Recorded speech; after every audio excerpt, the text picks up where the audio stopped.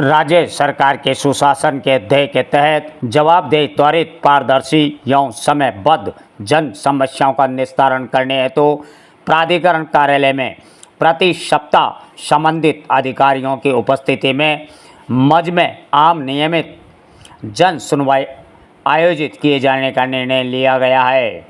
जन सुनवाई में आमजन की सूचनाओं, सुझाव एवं शिकायतों यथा पट्टे बनाना, भवन निर्माण स्वीकृति, विक्रय स्वीकृति, नाम हस्तांतरण, पुनर्वास, भूमि आवंटित, भू पट्टी आवंटन एवं नगरीय कर, अवैध निर्माण, अतिक्रमण संबंधी शिकायतों व अत सार्वजनिक हित से जुड़े मामलों की मौके पर ही सुनवाई की जाकर त्वरित निस्तारण की कार्रवाई सुनिश्चित की जाएगी। एवं यदि किसी मामले में समय लगने की संभावना हो तो समयावधि निर्धारित की जाएगी। जन सुनवाई प्रत्येक गुरुवार प्रातः 10 बजे से दोपहर 12 बजे तक मंथन सभागार प्राधिकरण परिसर कोटा में आयुक्त की अध्यक्षता में आयोजित होगी। यह प्राधिकरण के सचिव, निदेशक अभियांत्रिक, वित्त, नियोजन, विधि, उपायुक्त एवं तहसीलदार गण जन सुनवाई के दौरान स्वयं उपस्थित रहेंगे। जन सुनवाई व्यवस्था के प्रभारी श्री हिम्मत सिंह राव तहसीलदार कोटा विकास प्राधिकरण होंगे एवं श्री फूलचंद वर्मा अतिरिक्त निजी सहायक सेवानिवृत्त कार्मिक पत्रावली साधारण आदि कार्य करेंगे। जन सुनवाई के दौरान एवं प्रतिदिन जन समस्याओं से संबंधित प्राप्त होने वाले समस्त प्रार्थना पत्रों को प्राधिकरण के काउंटर पर कंप्यूटर में डाटा एंट्री कर पंजीकृत किया जाएगा। प्राप्त प्रार्थना पत्र पर जन सुनवाई एवं आगामी सुनवाई तिथि की सील लगाकर संबंधित शाखा प्रभारी अधिकारियों को भिजवाया जाएगा, जिनके द्वारा आगामी जन सुनवाई तिथि पर प्रकरण की प्रगति की अद्यतन पालना रिपोर्ट प्रस्तुत करेंगे। नियमित जन सुनवाई की उक्त व्यवस्था तत्काल प्रभाव से लागू होगी एवं सभी संबंधित द्वारा निर्देशों की पालना सुनिश्चित की जाने एवं उक्त निर्देशों की पालना नहीं होने पर नियमानुसार अनुशासनात्मक कार्रवाई अमल में लाई जाएगी। सर, केडीए में आज से जन सुनवाई हर गुरुवार को स्टार्ट हुई है। क्या कुछ इसका उद्देश्य और आमजन से किस तरह से इसका जुड़ाव रहेगा? राज्य सरकार का संवेदनशील और पारदर्शी प्रशासन का, सुशासन का एक बहुत बड़ा ध्येय है और हम निरंतर प्रयास कर रहे हैं कि राज्य सरकार के इस ध्येय की प्राप्ति के लिए कोटा विकास प्राधिकरण कार्यालय में आने वाले प्रत्येक आगंतुक को एक पेशेंसफुल लिसनिंग, एक धैर्य से उसको तसल्ली से सुनने का अवसर मिले। सब साथी अधिकारी हम साथ बैठते हैं प्रति गुरुवार को 10 से 12 बजे के बीच।